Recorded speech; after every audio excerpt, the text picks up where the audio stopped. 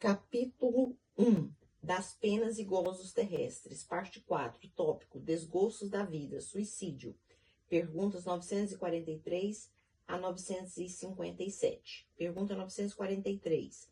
De onde nasce o desgosto da vida que, sem motivos plausíveis, se apodera de certos indivíduos? Efeito da ociosidade, da falta de fé e também da saciedade. Para aquele que usa de suas faculdades com fim útil e de acordo com as suas aptidões naturais, o trabalho nada tem de árido e a vida se ecoa mais rapidamente. Ele lhe suporta as vicissitudes com tanto mais paciência e resignação, quanto obra com o fito da felicidade mais sólida e mais durável que o espera. Pergunta 944. Tem o homem o direito de dispor da sua vida? Não.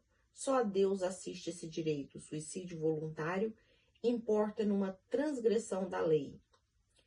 Letra A. Não é sempre voluntário o suicídio? O louco que se mata não sabe o que faz. Pergunta 945. Que se deve pensar do suicídio que tem como causa o desgosto da vida? Insensatos. Porque não trabalhavam? A existência não lhes teria sido tão pesada. Pergunta 946. E do suicídio, cujo fim é fugir aquele que o comete às misérias e às decepções deste mundo? Pobres espíritos que não têm a coragem de suportar as misérias da existência. Deus ajuda aos que sofrem e não aos que carecem de energia e de coragem. As atribulações da vida são provas ou expiações. Felizes os que as suportam sem se queixar, porque serão recompensados. Ai, porém, daqueles que esperam a salvação do que, na sua impiedade, chamam acaso ou fortuna. O acaso ou a fortuna, para me servir da linguagem deles, podem ser com efeito favorecê-los por um momento, mas para lhes fazer sentir mais tarde cruelmente a vacuidade dessas palavras. Letra A. Os que hajam conduzido o desgraçado a este ato de desespero sofrerão as consequências de tal proceder?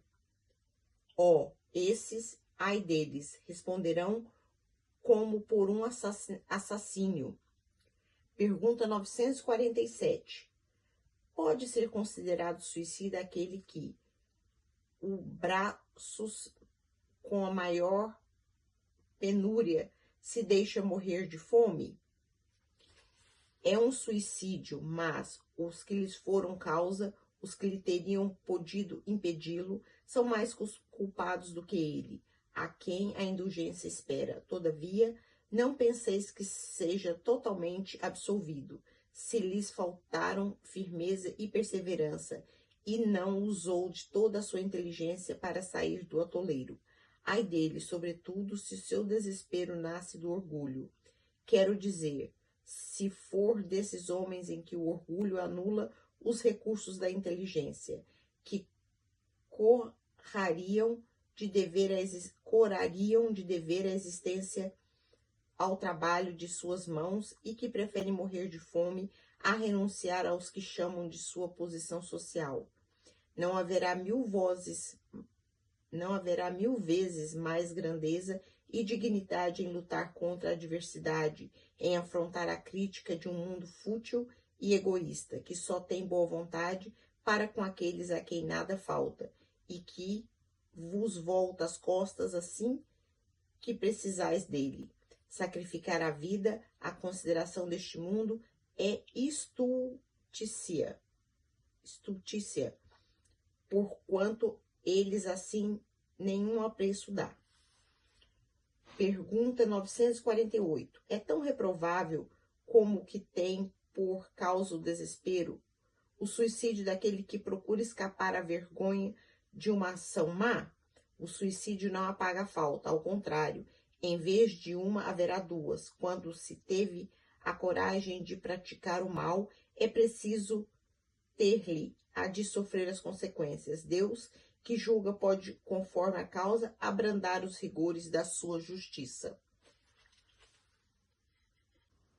Pergunta 949. Será desculpável o suicídio quando tenha, por fim, obstar a que a vergonha caia sobre os filhos ou sobre a família? O que assim procede não faz bem, mas como pensa o que faz. Deus lhe leva isso em conta, pois que é uma expiação que ele se impõe a si mesmo. A intenção lhe atenua a falta.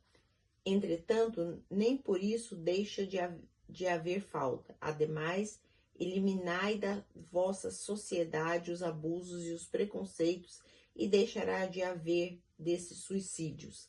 Aquele que tira a si mesmo a vida para fugir à vergonha de uma ação má, prova que dá mais apreço à estima dos homens do que a de Deus, visto que volta para a vida espiritual carregando as suas iniquidades, tendo-se privado dos meios de repará-las durante a vida corpórea. Deus geralmente é menos inexorável do que os homens, perdoa os que sinceramente se arrependem e atende à reparação. O suicida nada repara. Pergunta 950. Que pensar daquele que se mata na esperança de chegar mais depressa a uma vida melhor? Outra loucura, que faça o bem e mais certo estará de lá chegar, pois matando-se retarda a sua entrada num mundo melhor e terá que pedir que seja permitido voltar para concluir a vida, a que pôs termo sob o influxo de uma ideia falsa. Uma falta, seja qual for, jamais abre a ninguém o santuário dos eleitos. Pergunta 951. Não é, às vezes, meritório o sacrifício da vida, quando aquele que a faz visa salvar a de outrem ou ser útil aos seus semelhantes? Isso é sublime, conforme a intenção, e em tal caso o sacrifício da vida não constitui suicídio. Deus, porém, se opõe a todo sacrifício inútil e não o pode ver de bom grado, se tem o orgulho a manchá-lo. Só o desinteresse torna meritório o sacrifício, e não raro. Quem o faz guarda oculto um pensamento que lhe diminui o valor aos olhos de Deus. Todo o sacrifício que o homem faça à custa de sua própria felicidade é um ato soberanamente meritório aos olhos de Deus, porque resulta da prática da lei da caridade. Ora, sendo a vida o bem terreno, aqui maior apreço dá o homem, não comete atentado o que a ela renuncia pelo bem de seus semelhantes? Cumpre um sacrifício, mas antes de cumprir, deve refletir sobre se a sua vida não será mais útil do que a sua morte. Pergunta 952. Comete suicídio o homem que perece vítima de paixões que lhe haviam de apressar o fim?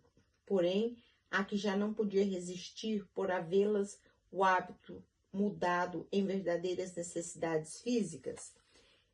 É um suicídio moral. Não percebeis que, neste caso, o homem é duplamente culpado. Há nele, então, falta de coragem e bestialidade acrescidas do esquecimento de Deus.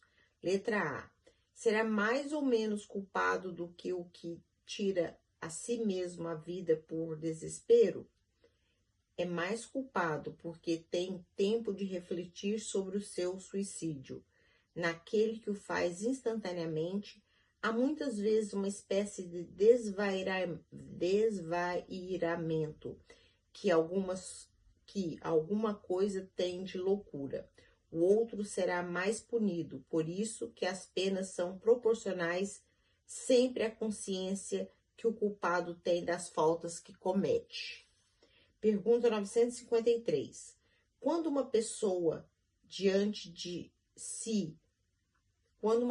vê diante de si um fim inevitável e horrível, será culpa se abreviar de alguns instantes os seus sofrimentos, apressando voluntariamente a sua morte? É sempre culpado aquele que não aguarda o termo que Deus lhe marcou para a existência, e aquele poderá estar certo de que, malgrado as aparências, este termo tenha chegado, de quem um socorro inesperado não venha no último momento. Letra A. Concebe-se que, nas circunstâncias ordinárias, o suicídio seja condenável, mas estamos figurando o caso em que a morte é inevitável, em que a vida só é encurtada por alguns instantes. É sempre uma falta de resignação e de submissão à vontade do Criador. Letra B. Quais, nesse caso, as consequências de tal ato? Uma expiação proporcionada, como sempre, à gravidade da falta de acordo com as circunstâncias. Pergunta 954. Será condenável uma imprudência que compromete a vida sem necessidade? Não há culpabilidade quando há intenção ou consciência perfeita da prática do mal. Pergunta 955. Pode ser consideradas suicidas e sofrem as consequências de um suicídio as mulheres que, em certos países, se queimam voluntariamente sobre os corpos dos maridos?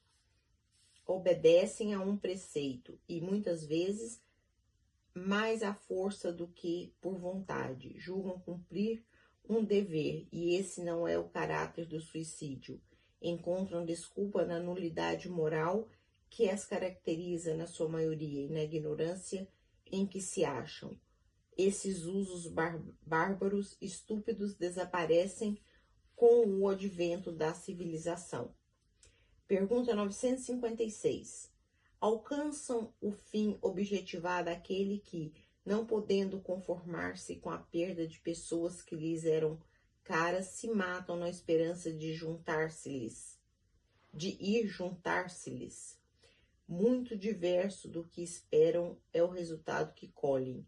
Em vez de se reunirem ao que era objeto das suas afeições, deles se afastam por longo tempo, pois não é possível que Deus recompense um ato de covardia e os insultos que eles fazem com o duvidarem da sua providência. Pagarão esse instante de loucura com aflições maiores do que as que pensaram abreviar, e não terão para compensá-las a satisfação que esperavam. 934 e seguintes. Pergunta 957. Quais, em geral, com relação ao estado do espírito, as consequências do suicídio? Muito diversas são as consequências do suicídio, não apenas determinadas, e em todos os casos correspondem sempre às causas que produziram. Há, porém, uma consequência a que o suicida não pode escapar: o desapontamento. A sorte, porém, não é a mesma para todos, depende das circunstâncias. Alguns expiam a falta imediatamente, outro em nova existência, que será pior do que aquela cujo curso interromperam. A observação realmente mostra que os efeitos do suicídio não são idênticos. Alguns há, porém comuns a todos os casos de morte violenta, que são a consequência da interrupção brusca da vida. Há primeiro a persistência mais prolongada e tenaz do laço que une o espírito ao corpo, por estar quase sempre este laço na plenitude da sua força no momento em que é partido, ao passo que, no caso de morte natural, ele se enfraquece gradualmente e muitas vezes se desfaz antes que a vida haja extinguido completamente. A consequência deste estado de coisas são o prolongamento da perturbação espiritual, seguindo-se a ilusão em que, durante mais ou menos tempo, o espírito se conserva de que ainda pertence ao número dos vivos, 155 e 165. A afinidade que permanece entre o espírito e o corpo produz, em alguns suicidas, uma espécie de repercussão do estado do corpo no espírito, que assim, a seu mau grado, sente os efeitos da decomposição, da onde lhe resulta uma sensação cheia de angústias e de horror. Estado esse que também pode durar por tempo que deveria durar a vida que sofreu interrupção. Não é geral este efeito, mas, em caso algum, o suicida fica isento da consequência da sua falta de coragem e cedo ou tarde expia de um modo ou de outro a culpa em que lhe incorreu. Assim é que certos espíritos que foram muito desgraçados na terra disseram ter se suicidado na existência precedente e submetido voluntariamente a novas provas para tentarem suportá-las com mais resignação. Em alguns verifica-se uma espécie de ligação à matéria, de que inutilmente procuram desembaraçar-se a fim de voarem para mundos melhores, cujo acesso, porém, se lhes conserva interdito. A maior parte deles sofre o pesar de haver feito uma coisa inútil, pois só decepções encontrarão. A religião, a moral, todas as filosofias condenam o suicídio como contrário à lei da natureza. Todos nos dizem, em princípio, que ninguém tem o direito de abreviar voluntariamente a vida. Entretanto, porque não se tem esse direito? Porque não é livre o homem de pôr termo ao seu sofrimento? O espiritismo está reservado demonstrar pelos exemplos dos que sucumbiram que o suicídio não é uma falta somente por construir infração de uma lei moral, considerando de pouco peso para certos indivíduos, mas também um ato estúpido, pois que nada ganha quem o pratica. O contrário é o que se dá, como nos ensinam. Não é a teoria, porém os fatos que ele nos põe sob as vistas.